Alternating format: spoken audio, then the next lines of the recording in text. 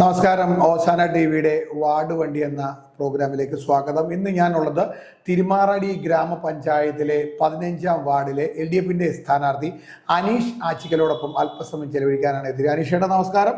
എന്തായാലും സ്ഥാനാർത്ഥിയായി എത്തിയതിൽ വളരെ സന്തോഷം. എല്ലാവിധ ഭാവങ്ങളും നേരുകയാണ്. എന്താണെങ്കിലും ഈ ഒരു തിരുമാറാടി ഗ്രാമപഞ്ചായത്ത് എന്ന് പറയുമ്പോൾ വളരെ എനിക്ക് തോന്നുന്നു ഒത്തിരി ആൾക്കാർ ഈ ഒരു പഞ്ചായത്തിനെ കുറിച്ച് തന്നെ കേട്ടിട്ടുണ്ട്, കാക്കൂരുമൊക്കെ ആയിട്ട് ബന്ധപ്പെട്ട്. ഈ ഒരു വാർഡിൽ ഈ 15-ാം ഡിവിഷനിലേക്ക് താങ്കൾ ഒരു സ്ഥാനാർത്ഥിയായിട്ട് എത്തിയപ്പോൾ താങ്കളുടെ കാഴ്ചപ്പാടുകൾ ഒന്ന് പറയാമോ? കഴിഞ്ഞ 35 വർഷക്കാലമായിട്ട് സാംസ്കാരിക, സാമൂഹിക, കാർഷിക മേഖലകളിൽ പ്രവർത്തിച്ചിട്ടുള്ള ഒരു പൊതുപ്രവർത്തകനാണ് ഞാൻ. അതിൻ്റെ അടിസ്ഥാനത്തിലാണ് ഞാൻ ഈ തെരഞ്ഞെടുപ്പ് രംഗത്തിട്ട് കടന്നു വന്നിട്ടുള്ളത്.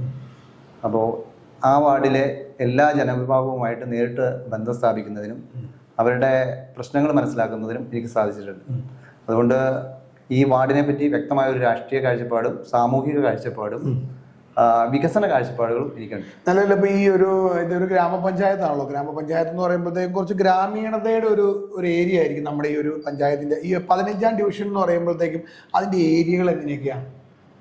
അത് ഒരു സൈഡില് ചിന്മയ യൂണിവേഴ്സിറ്റിയാണ് ഈ വാർഡിന്റെ തെക്ക് ഭാഗത്തായിട്ട് സ്ഥിതി ചെയ്യുന്നത്. പടിഞ്ഞാറ് ഭാഗത്ത് ഓണക്കുറ്റി പാടശേഖരം എന്ന് പറയുന്ന പുരാതനമായ ഒരു പാടശേഖരമാണുള്ളത്. പിന്നെ വടക്ക് ഭാഗത്തായിട്ടുള്ളത് നടക്കാവ് ഹൈവേ ആണ്.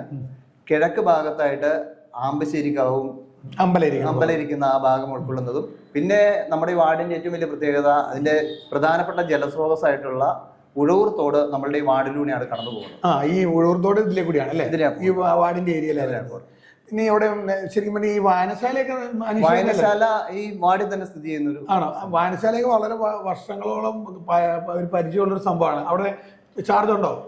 ഞാൻ ഈ വായനശാല 25 വർഷങ്ങൾക്ക് മുൻപ് പുനരുദ്ധാരണ പ്രവർത്തനങ്ങൾ നടത്തിക്കൊണ്ട് സജീവമായിട്ട് പ്രവർത്തിക്കുന്ന ഒരു വ്യക്തിയാണ്. അന്ന് മുതൽ ഇന്ന് വരെ അതിന്റെ പ്രവർത്തകനാണ്.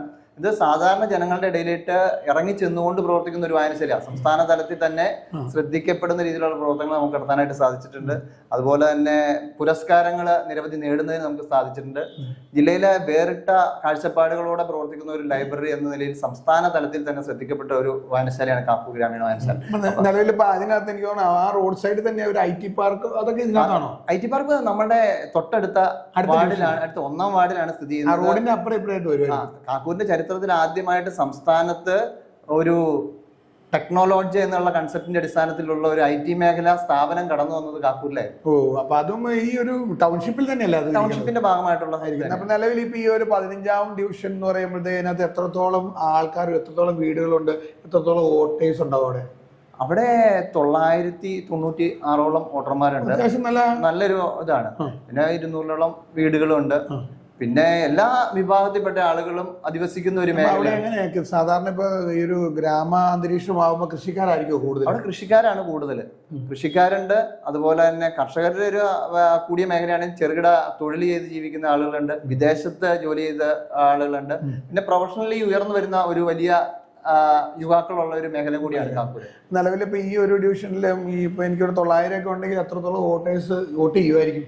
ഒരു 800 താഴെ വോട്ടുകളൊക്കെയാണ് ചെയ്യാനുള്ള സാധ്യതകളുള്ളത്. കാരണം എന്താണെന്ന് വെച്ചാൽ കുറച്ചധികം ആളുകൾ വിദേശത്തൊക്കെ പോയി ജോലി ചെയ്യുന്നത് കൊണ്ടും അത്തരത്തിലുള്ളൊരു കുറവ് വരാൻ സാധ്യതയുണ്ട്. അവിടെയുള്ള ആളുകളെല്ലാം തന്നെ വോട്ട് ചെയ്യും. നിലവിൽ ഇപ്പൊ ഈ അനീഷിനോടുള്ള ഒരു ചോദ്യം എന്ന് വെച്ചാൽ, നിലവിൽ ഒരു താങ്കൾ ആദ്യമായിട്ട് ഒരു കാൻഡിഡേറ്റ് ആയിട്ട് വരുന്നതായിരിക്കും, ഫ്രഷ് കാൻഡിഡേറ്റ് ആയിരിക്കും അല്ലെ? അതെ, ഒരു സ്ഥാനാർത്ഥിത്വം കിട്ടിയത്. അപ്പൊ നിലവിൽ ഇപ്പൊ അങ്ങനെ പുതുമുഖങ്ങൾക്ക് ഒരു അവസരം കൊടുക്കുകയായിരിക്കും ഇപ്പോഴത്തെ ഓരോ രാഷ്ട്രീയ ചിന്താഗതിയും. അല്ലെങ്കിൽ ഇപ്പൊ LDFിന്റെ മണ്ണിലാകുമ്പോൾ ഒത്തിരി പുതുമുഖങ്ങൾക്കൊക്കെ അവസരം കൊടുക്കുന്നുണ്ട്.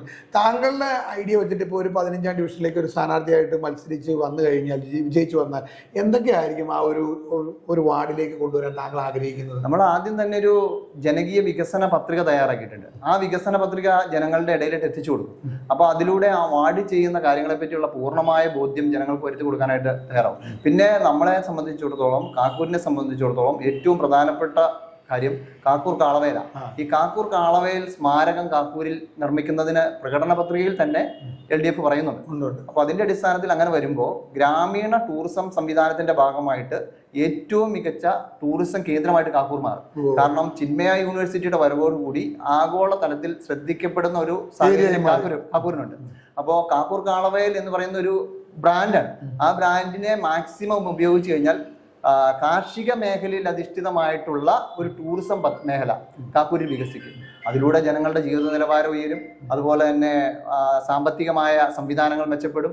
കാക്കൂര് ആഗോള തലത്തിൽ തന്നെ ശ്രദ്ധിക്കപ്പെടുന്ന ഒരു സാഹചര്യത്തിലോട്ട് വരാനുള്ള സാധ്യതകൾ വളരെ കൂടുതലാണ്. നിലവിൽ ഇപ്പൊ ഈ ഒരു ഡിവിഷൻ എന്ന് പറയുമ്പോഴത്തേക്കും നമുക്ക് തിരുമാറാടി ഗ്രാമപഞ്ചായത്താണല്ലോ.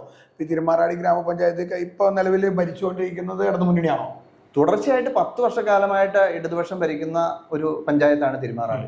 അപ്പോൾ ആ 10 വർഷക്കാലത്ത് യാതൊരു തരത്തിലുള്ള ആക്ഷേപങ്ങളും കേൾക്കാത്ത ഭരണ സംവിധാനം മുന്നോട്ട് പോകുന്നുണ്ട്. വീണ്ടും ജനങ്ങൾ ആഗ്രഹിക്കുന്നത് അത്തരത്തിലുള്ള ഒരു ഭരണ സംവിധാനം വരാനാണ്. അങ്ങനെ ഒരു ഭരണ സംവിധാനം വരുവാണെങ്കിൽ തന്നെയും ഏറ്റവും മികച്ച രീതിയിലിട്ട് പഞ്ചായത്ത് മാറും. അതിനു വേണ്ടിയിട്ട് പുതുമുഖങ്ങളെയാണ് ഇത്തവണ തിരുമാറാടി പഞ്ചായത്തിൽ പൂർണ്ണമായിട്ട് LDF അവതരിപ്പിക്കുന്നത്.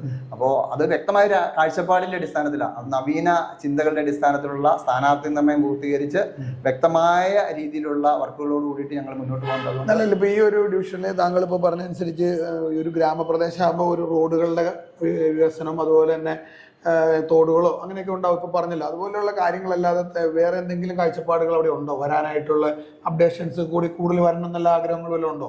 അവിടെ ഏറ്റവും മികച്ചതായിട്ട് വരാൻ സാധിക്കുന്നത് ടൂറിസമാണ്. അപ്പോൾ ഗ്രാമീണ ടൂറിസത്തിലൂടെ അനുബന്ധമായിട്ടുള്ള എല്ലാ മേഖലകളിലെയും വികാസം ഉണ്ടാവും. അപ്പോൾ ഗ്രാമീണ കാക്കൂർ കാളവയലുമായി ബന്ധപ്പെട്ടുകൊണ്ടുള്ള ഗ്രാമീണ ടൂറിസവും ഹെറിറ്റേജ് ടൂറിസവും ഒക്കെ അവിടെ വരും. അപ്പോൾ ആ ഒരു സംവിധാനങ്ങൾ വന്നാൽ അതിൻ്റെ മേഖലയിലൂടെ വളരാനുള്ള സാഹചര്യമുണ്ട്.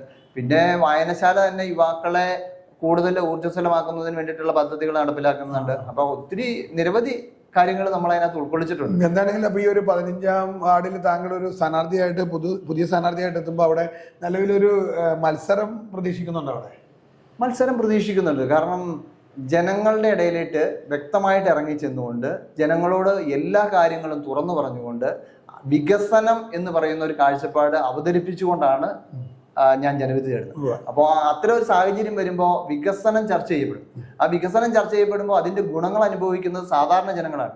ആ സാധാരണ ജനങ്ങൾക്ക് പൂർണ്ണമായ രീതിയിൽ സംതൃപ്തി നൽകുന്ന ഒരു സംവിധാനത്തിലോട്ടുള്ള ഒരു മികവ് എന്റെ ഭാഗത്തു നിന്നാണ്. ആ വാർഡിലൊരു സമഗ്രമായ വികസനം കൊണ്ടുവരാനുള്ള ഒരു ആഗ്രഹത്തോടു കൂടി തന്നെയാണ് ഈ ഡിവിഷനിലേക്ക് താങ്കളെ അവർ അവതരിപ്പിച്ചിരിക്കുന്നത്. ഇപ്പൊ എന്താണെങ്കിലും തിരുമാറാടി ഗ്രാമപഞ്ചായത്തിലെ 15ാം ഡിവിഷനിലെ LDFന്റെ സ്ഥാനാർത്ഥി അനീഷ് ആച്ചിക്കൽ ഇപ്പോൾ നമ്മോടൊപ്പം ചേർന്നിരിക്കുകയാണ്. സമഗ്രമായ ഒരു വികസന പ്രവർത്തനങ്ങൾ ആ ഒരു ഡിവിഷനിലൂടെ കണ്ടെത്തുക, കൂടാതെ ഈ തിരുമാറാടി പഞ്ചായത്ത് എന്ന് പറയുമ്പോൾ കാക്കൂരൊക്കെ വളരെ വ്യത്യസ്തമായിട്ട് ജനങ്ങൾ ലോകത്തിന്റെ എല്ലാ കോണിൽ നിന്നുള്ള ആൾക്കാർ ശ്രദ്ധ ചെലുത്തുന്ന ഒരു ഏരിയയാണ്. അവിടെ ആ ഒരു രീതിയിലുള്ള വികസനങ്ങളും തോടുകൾ അതുപോലെ തന്നെ മറ്റുള്ള കാര്യങ്ങളെല്ലാം ഇപ്പോൾ അദ്ദേഹം പറഞ്ഞ പോലെ കുറേ വികസന പ്രവർത്തനങ്ങൾ ആ ഒരു ഡിവിഷനിൽ എത്തിച്ചുകൊണ്ട് ആ നാടിനും അതുപോലെ തന്നെ ആ ഗ്രാമപഞ്ചായത്തിനും ഉതകുന്ന രീതിയിൽ വളരെ വ്യത്യസ്തമായ രീതിയിലുള്ള കാഴ്ചപ്പാടുകളുമായിട്ടാണ് അനീഷ് ആച്ചിക്കൽ ആ ഡിവിഷനിൽ LDFന്റെ സ്ഥാനാർത്ഥിയായിട്ട് മത്സരിക്കുന്നത്. എന്താണെങ്കിലും അല്പസമയം ഞങ്ങളുടെ ഓശാന ടിവിയുടെ വോട്ടുവണ്ടിയിൽ പങ്കെടുത്ത ശ്രീ അനീഷ് ആച്ചിക്കൽ എല്ലാവിധ ഭാവങ്ങളും നേരെയാണ്. എന്തായാലും വിജയിച്ചു പറ്റുമെന്ന് പ്രാർത്ഥിക്കുന്നു. എല്ലാവിധ ഭാവങ്ങളും ഞങ്ങളോടൊപ്പം അല്പസമയം ചെലവഴിച്ചതിന് വളരെ നന്ദി. Thank you very much. Thank you.